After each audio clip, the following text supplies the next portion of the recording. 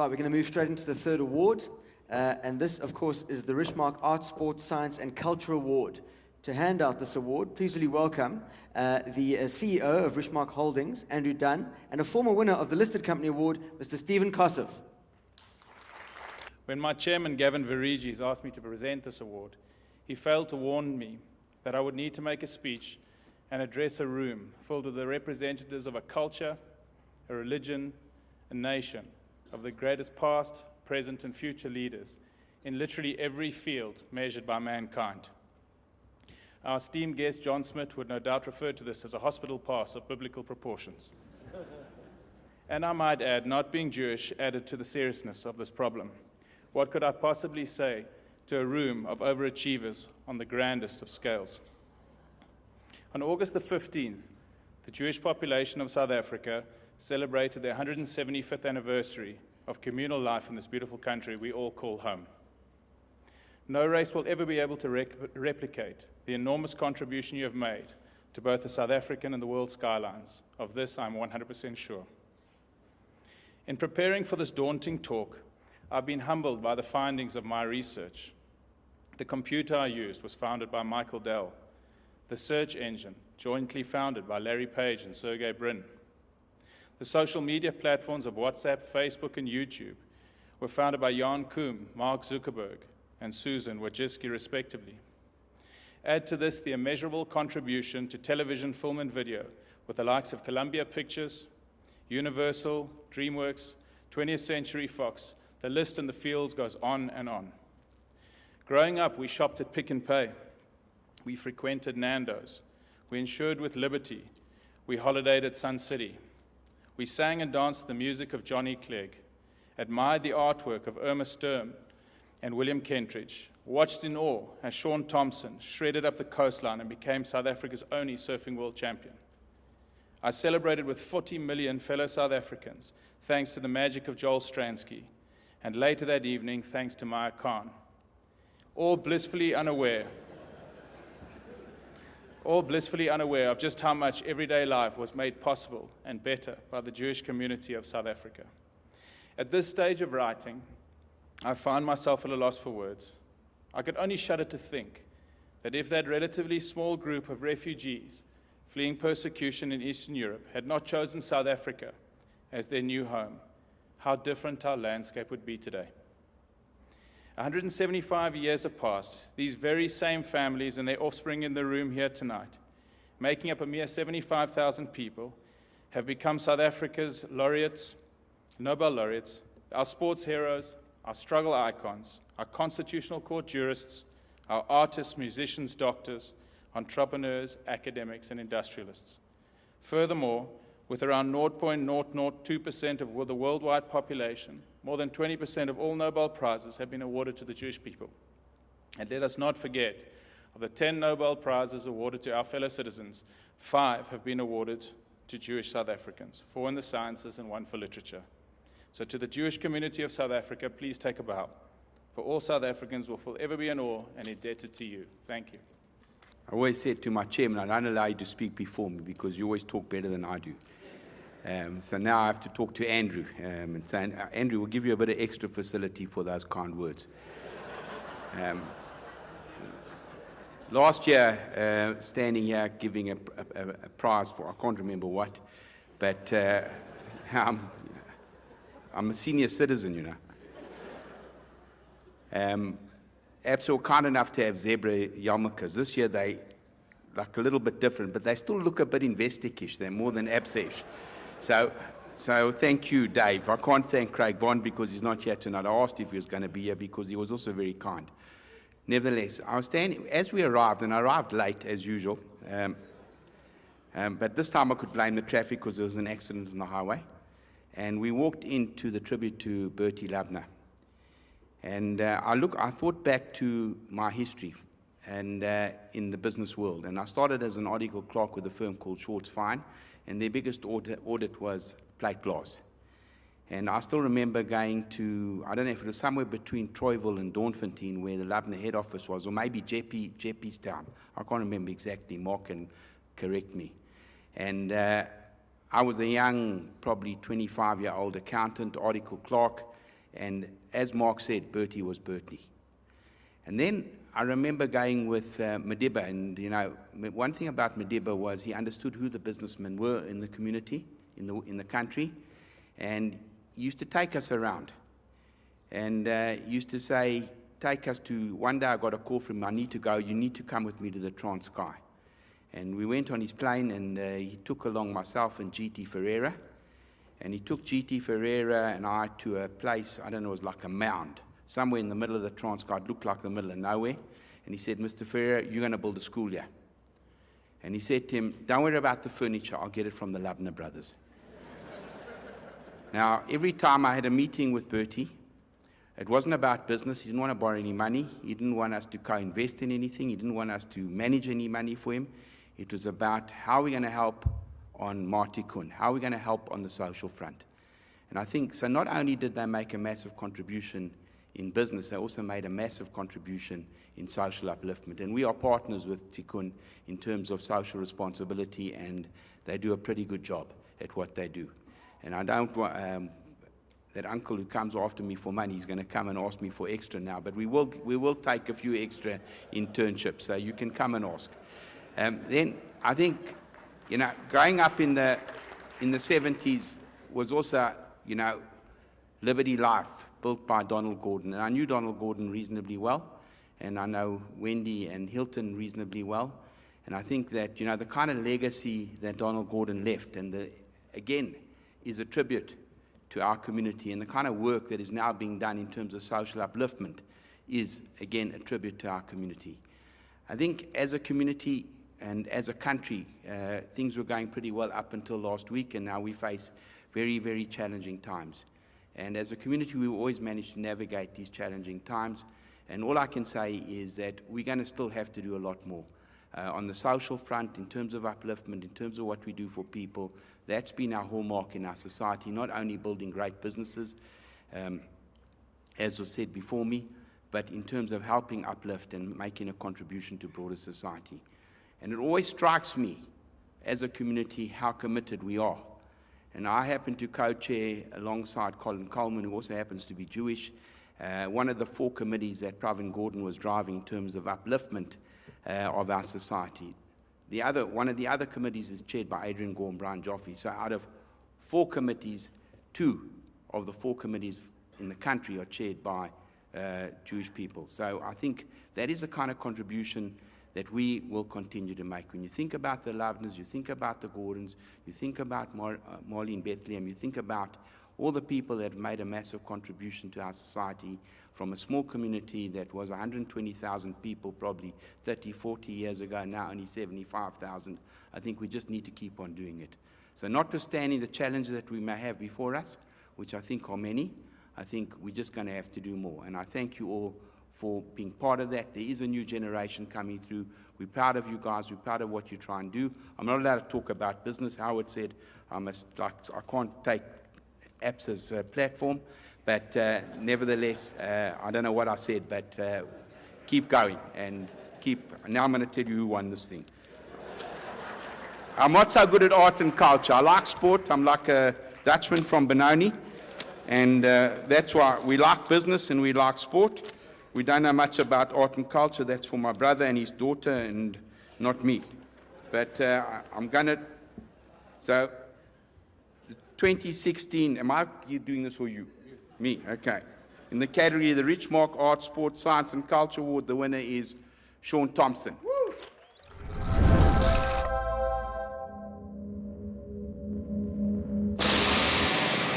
Surfing is like gliding on an endless sea, where life seems to escape you. Surfing is like an anchor to your heart. Once you go back at the end of the day, your heart still longs to stay. He had a wide stance, tube riding style, honed and perfect at the Bay of Plenty, adapted seamlessly to the powerful barrels at Jeffreys Bay.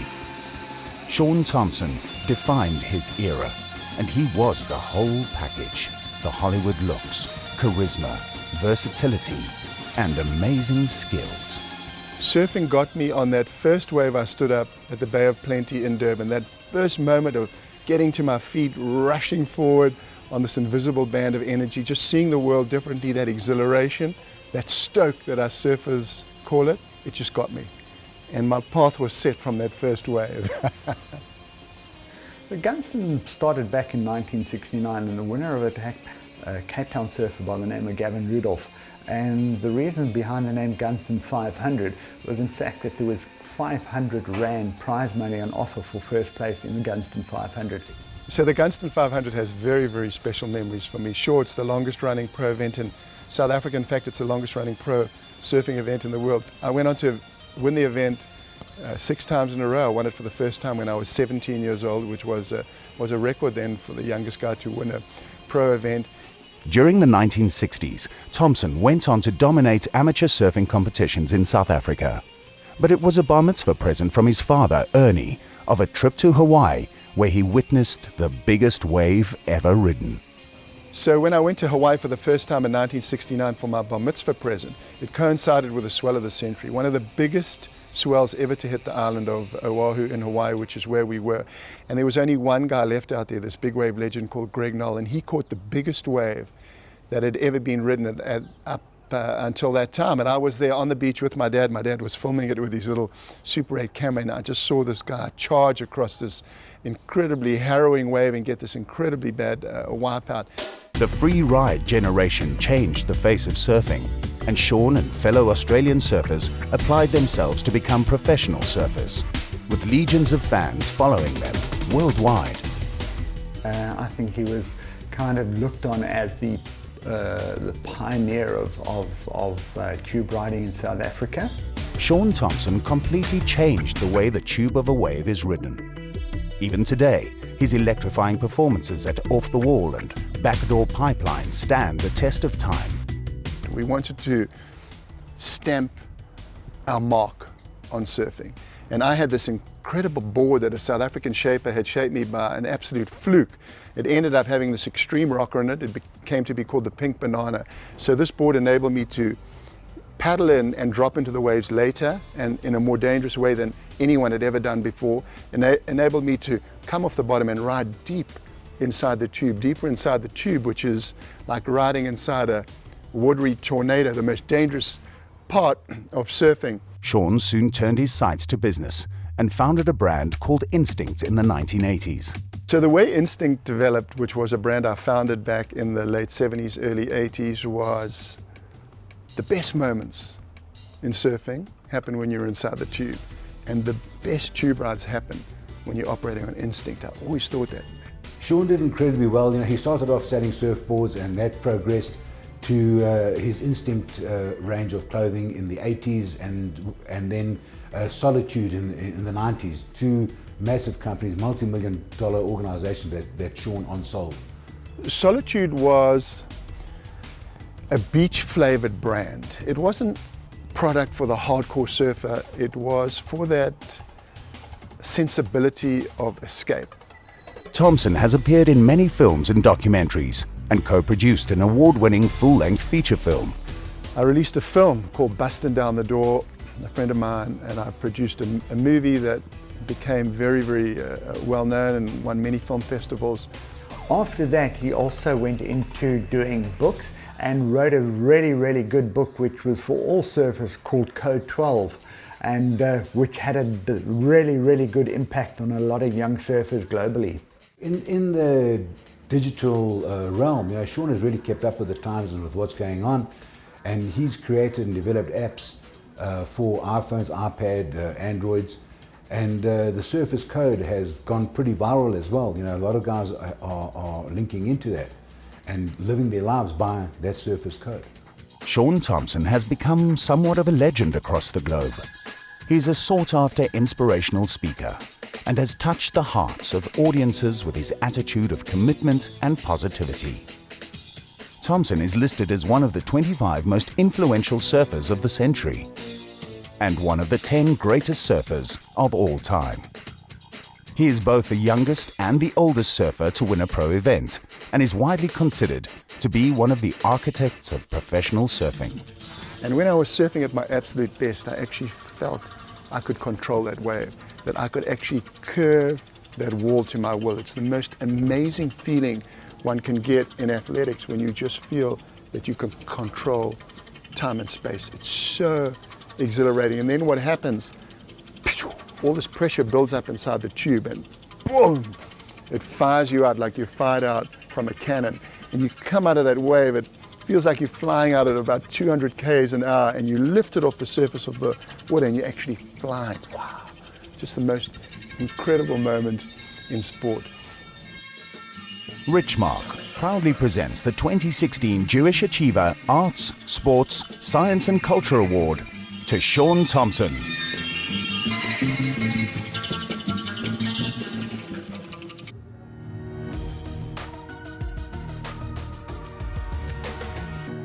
Well, firstly, thank you for this wonderful honor.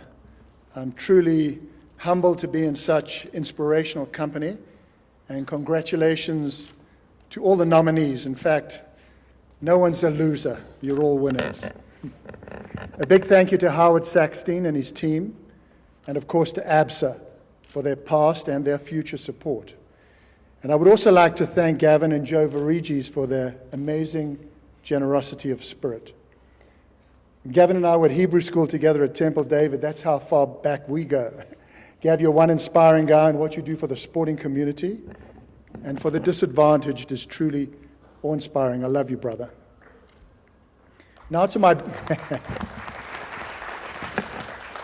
And a big thank you to Richmark for sponsoring this particular award.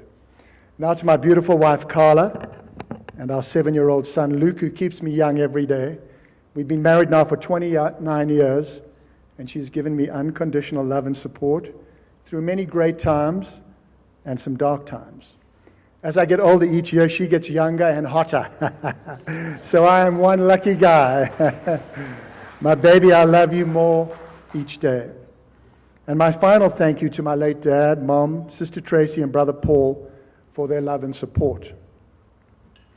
Like many others, my parents lived through the Second World War and both endured many trials and hardships. My mother survived 3,400 air raids on the island of Malta, the most heavily bombed territory in world history.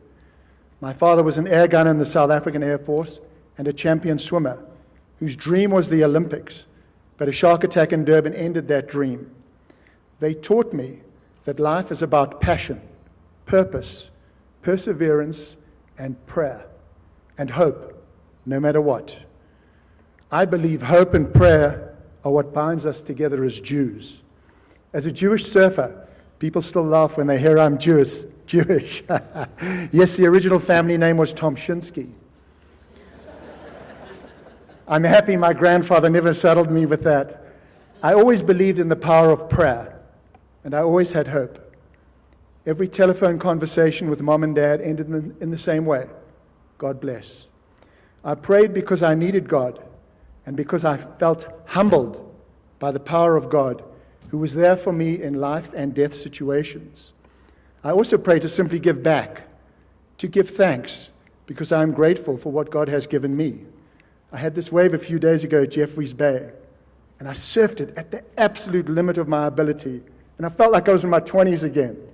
And when I kicked out at the end of a 300-meter ride, absolutely stoked, at one with the universe, I lay on my board exhausted and said, thank you, God.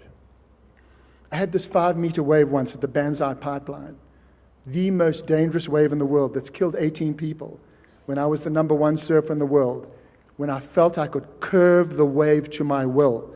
And as I was riding forward inside the tube, inside a watery cyclone, just ahead I could see a mass of deadly black coral.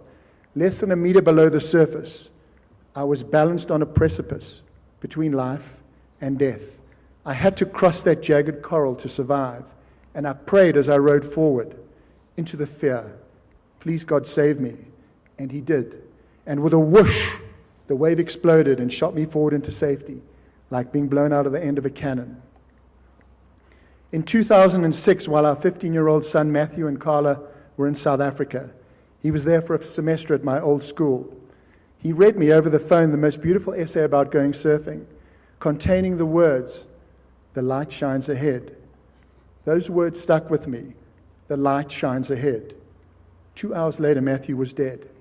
killed by playing a dangerous game. Matthew's name means gift from God. And when he was taken from us, I thought God had deserted me. How could you do this to me, I thought. I was a good person. I believed God's power, but not his reason. A friend came to visit us while we were adrift, mired in grief, inconsolable with only darkness ahead of us. He said, I have a message from Matthew, that he is okay. And with that, one bolt of lightning hit that building and rocked it to its foundation. One bolt, one single bolt of light out of a clear blue sky. Marlene spoke about light, light, light. That was our way forward. I would sit in Temple David, my old shul in Durban, where I had my bar mitzvah and where my wife and I were married, and reflect and pray. I would look at that light above the ark, above the Torah, Ner Tamid, the eternal light, the light that cannot be extinguished, the light of hope, the light that is an embodiment of who we are and what we stand for as a people, the absolute metaphor for our faith. Carl and I now have a 7-year-old son who came to us somewhat miraculously. We named him Luke because we liked the sound of the name. And when we looked deeper into the meaning of the name, this is what we found. Luke means healer. Luke means bringer of light. As an athlete, I always believed that my fundamental role was to be the best I could be. Only by doing so could I win, and then inspire others to be their best too, and bring honor to my family and to my country. It was an ethos I learned from my father, an exercise in character building. Win like a gentleman, lose like a man. He would also tell me there is nothing more despicable than a sportsman who cheats. How one plays the game is a reflection of how one lives life. I realized that winning with integrity was everything, and winning without integrity was nothing. Integrity. This is where sport aligns with leadership. It is only those leaders who achieve results with integrity, who abide by the rules of fair play like a sportsman, who earn the moral capital that can be used to inspire others and ultimately a nation to be the best they can be. As we well know as South Africans, a single leader with moral capital can uplift and transform millions through positive will and positive action. A leader without integrity, without moral legitimacy, without moral capital is no different to a sportsman who bends the rule, a common cheater.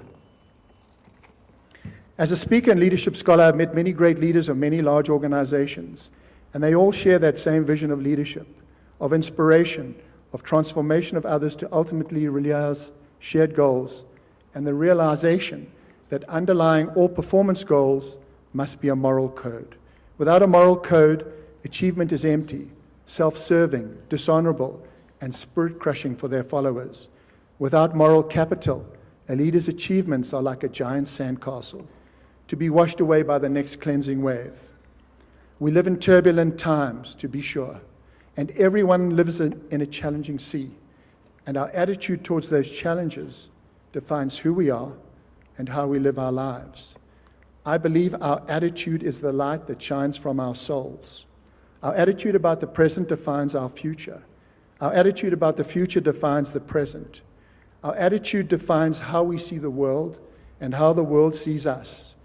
Our attitude is the power that propels us and others on a journey from where we are to where we want to be. It's a fundamental choice for all of us. What is our attitude? Positive or negative? Optimistic or pessimistic? Hope or despair? Light or darkness? It's a simple choice. It's a choice to be made by everyone in this room, and this choice can change us and change our lives and change the world. As a Jew, I choose light. As a Jew, I choose hope. Thank you for this great honor.